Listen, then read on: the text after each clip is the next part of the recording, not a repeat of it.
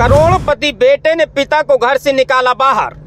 फिर डीएम साहब ने लगाया करोड़पति बेटे को फोन और कह दी बड़ी बात। डीएम की बात सुन बेटे के उड़ गए होश, पिता से मांगी माफी।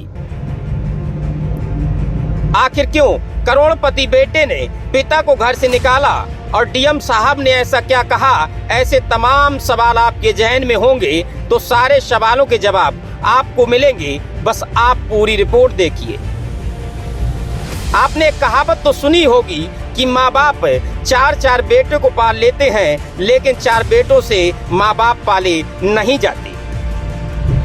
दरअसल ये दिल दुखाने वाला वाकया बुलंदशहर से सामने आया है, जहां पर बुलंदशहर के डीएम चंद्र प्रकाश सिंह जनता दरबार लगाकर अपने चैम्बर में आए फरियादियों की फरियाद सुन रहे थे। तभी डीएम साहब के सामने एक 88 वर्ष के बुजुर्ग ने आकर बताया कि उसके करोड़पति बेटे ने उन्हें घर से निकाल दिया है। वह इस उम्र में अब कहां जाएं? बुजुर्ग ने डीएम से बताया कि उनका बेटा गेल इंडिया में जनरल मैनेजर के पद पर तैनात है। उसके पास दौलत की कोई कमी नहीं है, उसके बाद भी हमें घर से निकाल दिया है। हम अपनी बेटी के यहाँ रहकर अपना गुजर बसर कर रहे हैं। डीएम साहब भी बुजुर्ग की बातों से पिघल गए और डीएम साहब ने फरियादी लेकर आए बुजुर्ग के बेटे जीएम को फोन लगा दिया और बड़ी मोहब्बत से योगी सरकार के सख्त कानून का पाठ पढ़ा दिया। डीएम साहब की बात सुनकर बेटा अपने पिता को अपने पास रखने के लिए राजी हो गया।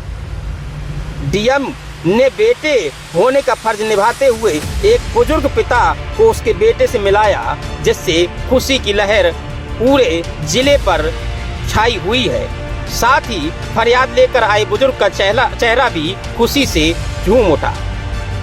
Bureau report, Hindustan express.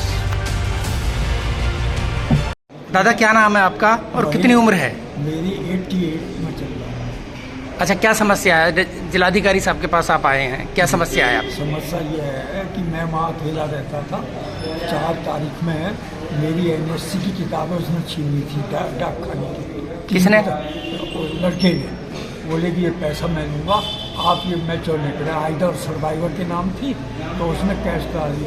उनमें से मैंने कहा तो 1 लाख रुपए मैं निकाल लूँगा, आप क्या दस्तखत कर दीजिए। उसने दस्तखत कर दिए थे। मैंने 1 लाख रुपये उसकी किताब से, उसने जो तीनों मेरी एनएससी की किताबें थी ना, अपने अकाउंट में डाल दिया था आइडर सर्वाइवर के नाम से। तो 4 तारीख में, पहली तारीख में लौट गए थे। बरसी माँ थी मिसिस की, तो ये लोग 28 में आए थे और पहली में लौट गए थे 9।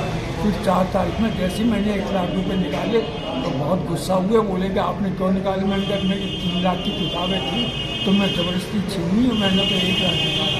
तो आटे के हिसाब में चाटे मारे और जो अलमारी में जितना कैश था सब ले गए और लेकर पैसा कहने लगी अब मकान खाली कीजिए, आप उस मकान में बनाइए। अच्छा, आप डीएम साहब के पास आए, आपके बेटे से डीएम साहब ने बात की, तो किस तरह की बातें हुई?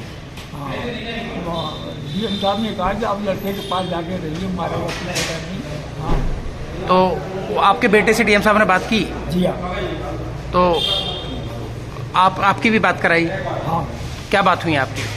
तो कहने लगा कि आपको जब सामान ले जाना हो तो मैं आ जाऊंगा, और आपके मतलब डीएम साहब से क्यों इस किस्से को बढ़ा रहे हैं? हाँ, मैंने कहा मैं तो नहीं बढ़ा रहा भाई, तुम चाबी ले गए, मुझको घर से निकाल दिया, आपने चाबी ना। अभी वापस बुलाने की बात कर रहे हैं वो? हाँ। बेटा आपका वापस बुलाने की बात कर रहे हैं? हाँ। क्या कह रहे हैं? कह रहे हैं कि आप आन के यहाँ एक दिन को आ जाओ, उनको ले जाओ समझा सुनी पर। हाँ।